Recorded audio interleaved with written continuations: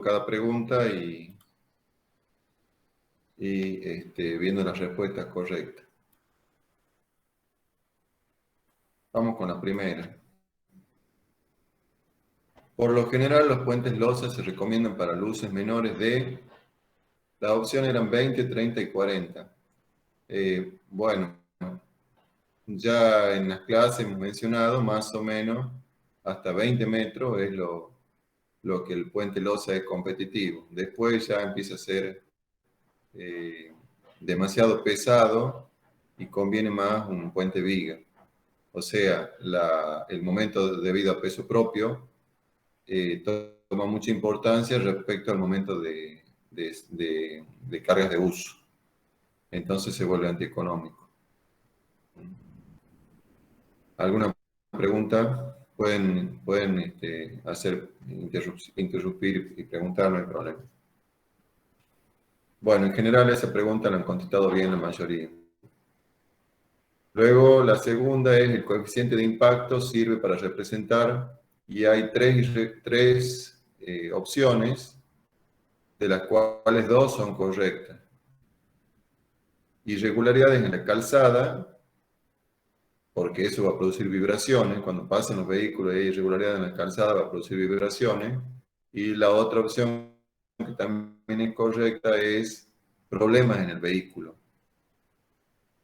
Como yo ya les comenté, si hay problemas, por ejemplo, en sus amortiguadores, o sea, el mismo vehículo produce vibraciones que le transmite al puente. En cambio, no tiene nada que ver el coeficiente de impacto con el tema de choque de vehículo. Eso se trata de otra manera, no con coeficiente de impacto. ¿Sí? Luego dice la tercera, en un puente con ancho de calzada 11 metros, ¿cuántas aplanadoras se deben tomar según el reglamento? El reglamento habla de una aplanadora por cada faja de circulación y define que cada faja tiene 3 metros. Si bien la aplanadora en sí, que usa el reglamento vigente, tiene 2,50 metros de ancho, el reglamento define que la faja de circulación tiene 3 metros. O sea que, y entra un número de enteros.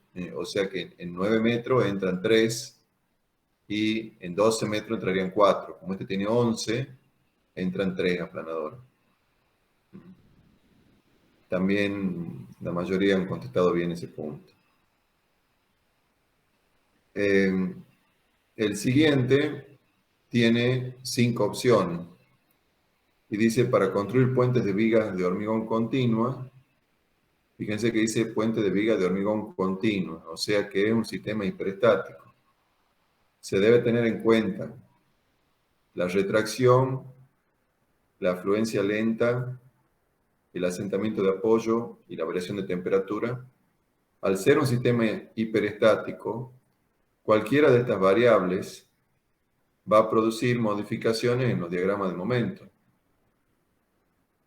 Diferente sería si fuera un sistema isostático, una viga simplemente apoyada. En ese caso, por ejemplo, la retracción o la afluencia lenta no modifican los diagramas de momento, solamente producen redistribuciones internas en las tensiones de la viga. Pero en este caso, al ser un sistema hiperestático, cualquier modificación en esta variable, un asentamiento de apoyo, por ejemplo, cambia el diagrama de momento. Entonces, acá había que marcar las 4 respuestas A, B, C y D como correctas. La siguiente dice, para dimensionar apoyo de neopreno es necesario tener en cuenta el frenado. Sí hay que tener en cuenta el frenado porque recuerden que una de las acciones que consideramos en el apoyo de neopreno es la fuerza horizontal y tenemos que buscar la peor fuerza horizontal. Entonces el frenado puede ser una, puede que no, puede que haya otra peor, pero sí hay que considerar el frenado. La fuerza vertical máxima también tenemos que considerar para sacar la superficie del apoyo. Vamos a necesitar, el primer paso que hacemos es considerar la fuerza vertical máxima. La fuerza vertical mínima, algunos han puesto que no, pero también se la necesita, porque recuerden que hay una tensión mínima de 30 kilos por centímetro cuadrado, por debajo de la cual, si el apoyo tiene menos, si la tensión de dividir la fuerza vertical mínima en el área nos da menos de eso, hay que anclar el apoyo. O sea que la fuerza vertical mínima también hay que tenerla en cuenta. El viento también hay que tenerlo en cuenta porque tenemos que comparar cuál es la peor fuerza horizontal y el viento podría ser una. El sismo lo mismo. Y el asentamiento de apoyos, no, porque si hay un asentamiento de una pila, por ejemplo, no afecta en el cálculo del apoyo de neopreno. O sea que en este caso, las opciones frenado, fuerza vertical máxima, fuerza vertical mínima, viento y sismo son las correctas y la única que no va es asentamiento de apoyo. ¿Sí? ¿Se entiende? Bueno, luego dice en las tablas de Loser para tablero de puente. Recuerden que Loser tiene dos métodos, uno para losas en una dirección y el otro para losas en dos direcciones.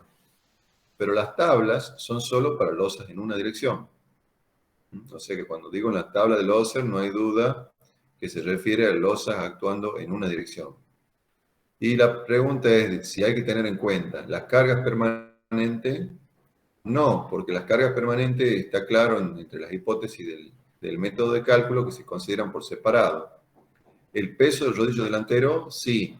El método, la tabla está hecha para el peso del rodillo delantero, bajo ciertas hipótesis que no se pase de 3,60 metros de la luz de la losa, etc.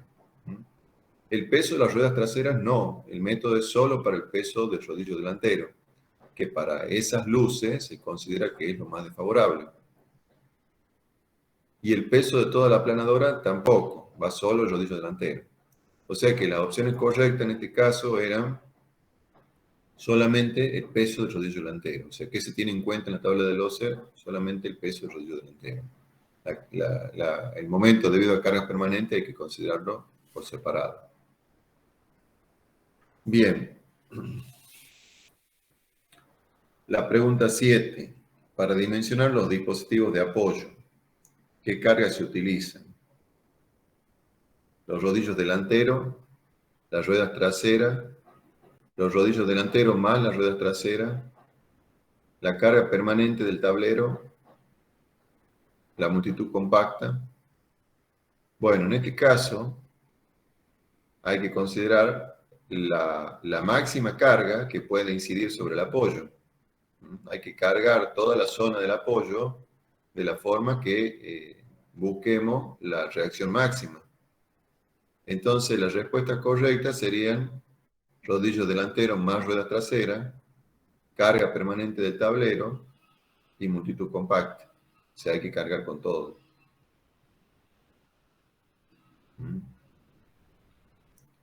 Algunos que han tomado las otras, algunos se han confundido y han puesto, por ejemplo, solo rodillos delanteros. Pero no, acá va todo. Rodillo delantero, rueda trasera, carga permanente del tablero y multitud compacta. Bueno, la pregunta 8 es para dimensionar un muro de ala de estribo cerrado. Muro de ala, recuerden, es el estribo cerrado tenía un muro frontal, dos muros laterales, estos muros tienen su propia fundación, y un muro de ala que era el murito chiquito ese de forma trapecial, que va colgado, en este caso va empotrado en los muros laterales, no tiene su propia fundación. ¿Sí? Entonces la pregunta es si es necesario considerar los rodillos delanteros, por ejemplo, la carga permanente del tablero, la multitud compacta, el empuje del suelo, el peso propio del muro de ala o el peso de la aplanadora. Bueno, en este caso lo que interesa es el empuje del suelo y el peso propio del muro de ala. Todo lo otro no me interesa. Me interesa solamente el empuje del suelo y el peso propio del muro de ala que estoy calculando. ¿Sí? No me interesa el rodillo delantero, la carga sobre el tablero. ni el peso del aplanador, ni la multitud compacta. Eso están del lado del tablero, yo estoy del lado del muro. Bueno, la siguiente pregunta es si para calcular el muro frontal de un estribo cerrado, recto, ¿qué coeficiente de empuje se utiliza? ¿El activo, el pasivo o el de reposo? ¿Mm? Bueno, eso lo expliqué en clase, también está en los apuntes, que como no se puede garantizar que se forme una cuña de deslizamiento, que es la hipótesis que se utiliza para calcular una pantalla, por ejemplo, o un muro flexible, como el estribo cerrado se considera que es una estructura rígida y no se puede garantizar que se forme esa cuña de deslizamiento, entonces hay que utilizar un coeficiente de empuje que es más grande que el activo y se llama coeficiente de empuje en reposo. Para un suelo granular, el activo vale más o menos 0,30 o 0,33 y para un suelo y el coeficiente de empuje en reposo vale más o menos 0,5. Hay unas ecuaciones ahí para obtenerlo. El empuje pasivo es otra cosa. El empuje pasivo es el empuje que le hace el, el muro sobre el suelo. O sea, cuando ustedes tienen una pantalla, por ejemplo, o un muro de sostenimiento, del lado elevado de la pantalla, elevado del muro, consideran el empuje activo, si es que se puede formar la cuña, y del otro lado, la reacción, del lado bajo, digamos, del suelo, el coeficiente que consideran es el empuje pasivo, que es mucho más grande que el activo. Bueno, estos conceptos ya los han visto o los van a ver, no lo sé, en cimentación. Pero entonces en este caso la respuesta correcta es el coeficiente de empuje en reposo y la justificación es porque al ser una estructura rígida no se puede garantizar que se forme la cuña de deslizamiento. Bien, la siguiente pregunta es si para una fundación directa de un estribo sobre suelo arenoso, ¿qué recubrimiento mínimo consideraría? Bien, estamos hablando de fundación directa, sea una zapata, por ejemplo, de fundación. Y si me dicen que el suelo es arenoso, quiere decir que no voy a tener un gran problema de infiltración, de humedad. Distinto sería si estoy en un suelo limoso, o limo arenoso, limo arcilloso. Entonces, con tomar 5 centímetros en este caso, es suficiente.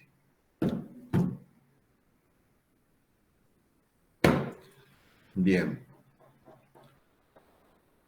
Los puentes de mayor luz del mundo no son atirantados, no son en arco, son colgantes. Recuerden que el puente de mayor luz tiene casi 2 kilómetros y es un puente colgante. En segundo lugar están los atirantados. Bueno, y luego la siguiente pregunta es sobre los puentes más largos del mundo. El puente más largo, hay 3 opciones, si tiene 170 kilómetros, 40 kilómetros o 1991 metros. 1991 metros era la longitud del puente colgante de mayor luz del mundo. Pero el puente más largo del mundo está en China y es parte de una carretera, una autopista muy importante y tiene aproximadamente 170 kilómetros. Bien. Seguimos. Para decidir la ubicación de un puente sobre un río, para decidir la ubicación de un puente sobre un río. A ver, segundito acá.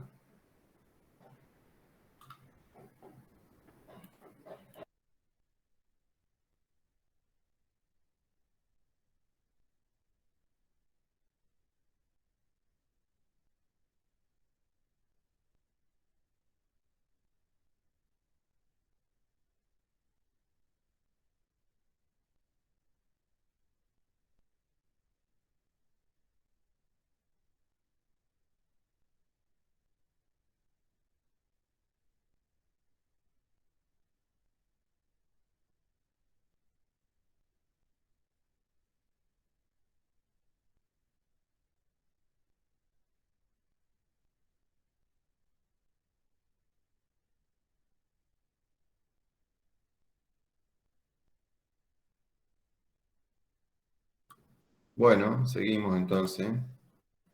Entonces la pregunta es si para decidir la ubicación del puente sobre un río se debe buscar siempre el menor ancho del río, la menor profundidad del agua, la menor velocidad de agua o el subsuelo favorable para fundar. Bueno, todas son condiciones deseables, todas son condiciones que habría que intentar lograr, pero las que son sí o sí, las que tenemos que buscar siempre, es el menor ancho del río y el subsuelo favorable para fundar. No vamos a poder tener el menor ancho del río con la menor profundidad de agua y con la menor velocidad del agua, porque esto es una cuestión de hidráulica. Si yo tengo el menor ancho y no voy a tener la menor velocidad, seguramente, ni la menor profundidad. Es deseable no construir en un sitio donde la profundidad sea excesiva, ni donde la velocidad sea excesiva.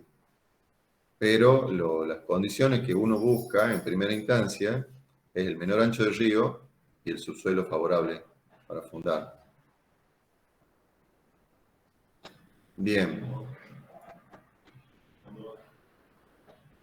En un estribo con poca oblicuidad, dice con poca oblicuidad, que quiere decir que es un estribo casi recto. Lo contrario sería un estribo con mucha oblicuidad, muy oblicuo.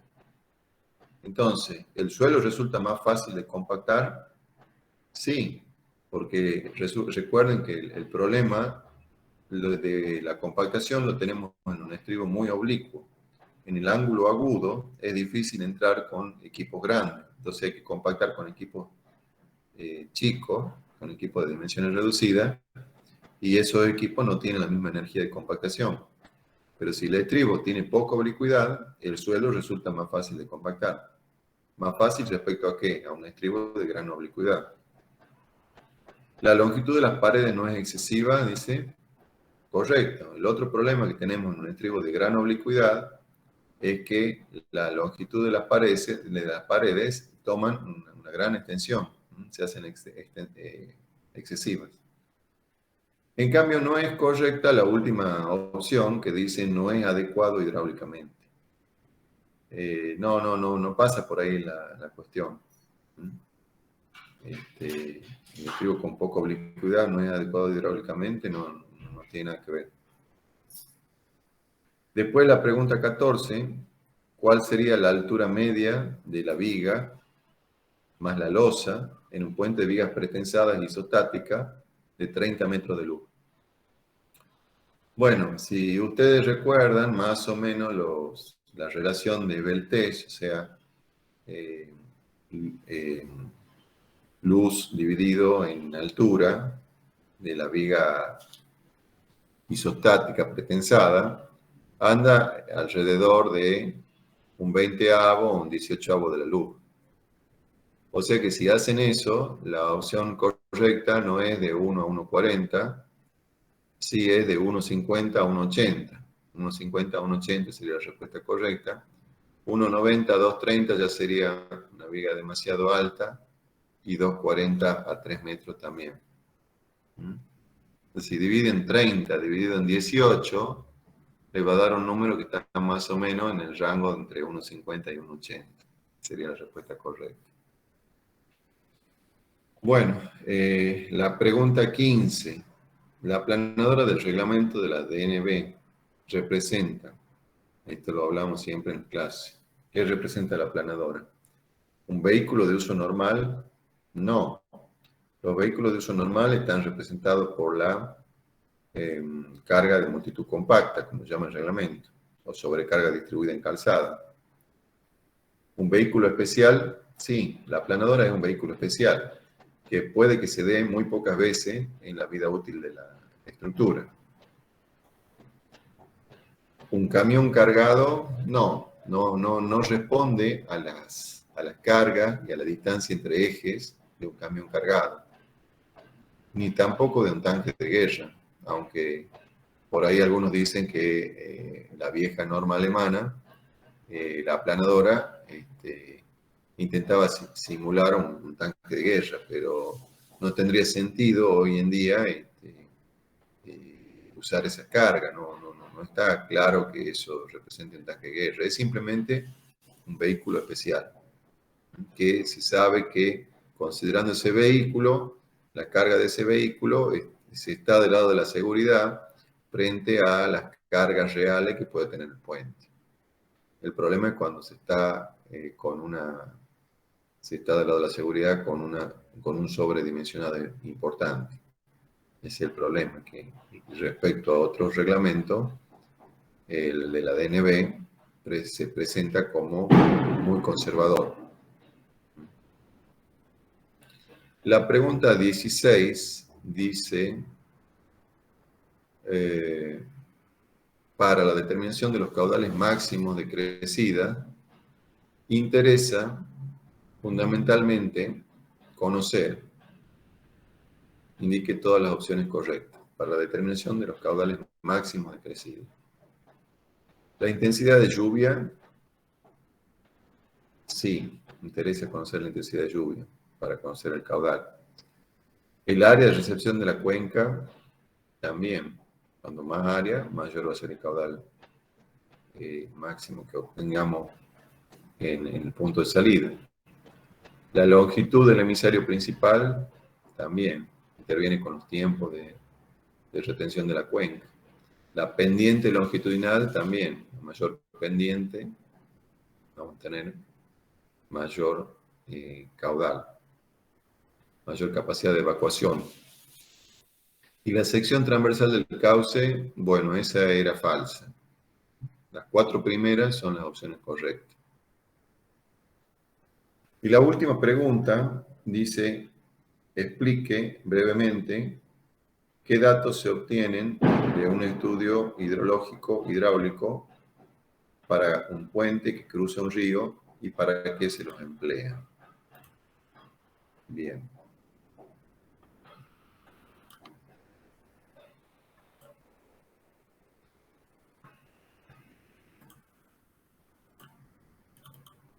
Bueno, explique brevemente qué datos se obtienen de un estudio hidrológico hidráulico para un puente que cruza un río y para qué se los emplea. Es algo que ustedes han utilizado en la práctica y que también se les ha dado las explicaciones, se les ha recordado o se los ha ayudado a razonar sobre esto por parte de la ingeniera Daciano. Esta pregunta apunta a que en un estudio hidrológico se obtienen hidrogramas para distintas recurrencias. Y con el estudio hidráulico se transitan esos hidrogramas por el cauce en cuestión, conociéndose los tirantes en diferentes secciones. Estos datos servirán para calcular la socavación general y la socavación local en pilas y estribos, y además para definir la luz a salvar con el puente. Entonces, esa pregunta era la única que valía 2 puntos, y esa pregunta la ha corregido la ingeniera Daciano, todas las otras las he corregido yo. Los resultados los pusimos hace unos días en el aula virtual. Hay más o menos un tercio que ha contestado aceptablemente la respuesta, las preguntas. Hay un tercio que tiene nota un poco baja y hay otro tercio que está más o menos en el medio, con valores intermedios, digamos, aprobado con baja nota, ¿no? Bueno, como ya les comenté, el hecho que no hayan sacado nota alta en el parcial no es descalificatorio. Sí lo tenemos en cuenta el parcial para la nota final, pero bueno, tienen que seguir trabajando y esforzándose en el resto de la asignatura, ¿no? en el práctico, en los prácticos, y en el otro parcial que vamos a tener de hormigón pretensado. Los que no han rendido este parcial ya rendirán la recuperación en otro momento, ya les vamos a decir cuándo. Por ahí había alguno que estaba con COVID, así que había que esperar que se recupere. Así que ya le vamos a tomar la recuperación a todos juntos. Bueno, preguntas.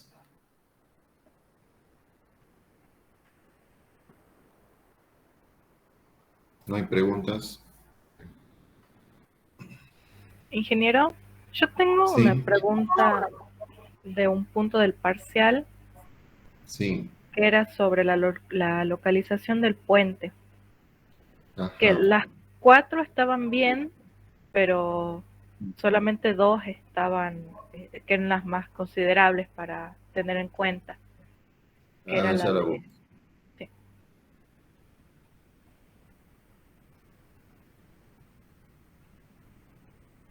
Sí, dice, para decidir la ubicación de un puente sobre un río, se debe buscar siempre, cuidado que dice siempre, el menor ancho del río, la menor profundidad de agua, la menor velocidad de agua y el subsuelo favorable para fundar.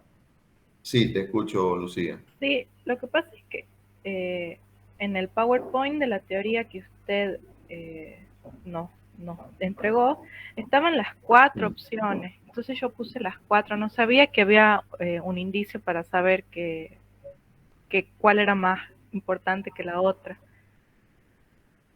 Lo que pasa es que por eso dice se debe buscar siempre. Por eso, como les explicaba recién, las 4 son condiciones deseables, pero no es posible hidráulicamente tener el menor ancho con la menor profundidad y con la menor velocidad.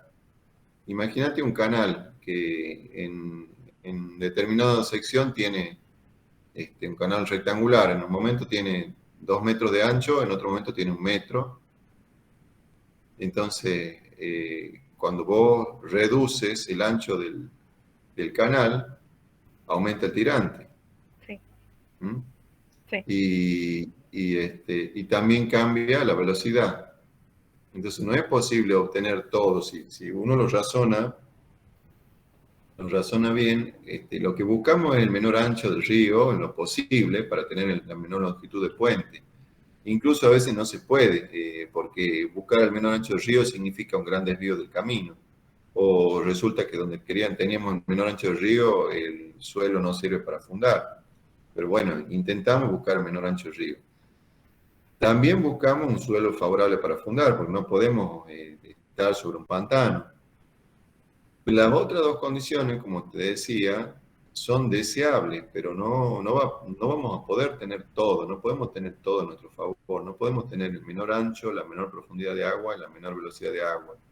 Sí intentamos tener la menor profundidad de agua, pero no siempre vamos a poder. No sé si la menor, intentamos estar en una zona que no sea demasiado profunda para fundar, que no nos complique demasiado el desvío del río, etcétera. Y también en cuanto a la velocidad del agua, si es que vamos a construir en presencia del agua, o incluso ya con el puente construido, el hecho que estemos en una sección de mucha velocidad de agua va a implicar una erosión importante en las pilas y estribos. Entonces, por eso, las preguntas de estas son así, son un poco para ver si uno está atento, tienen a veces algunas cositas así como para pensarlo un poquito. Pero bueno, esas son las opciones correctas. Muy bien, gracias. De nada. ¿Quieren hacer otra pregunta? Hacemos una pausa de 10 minutos.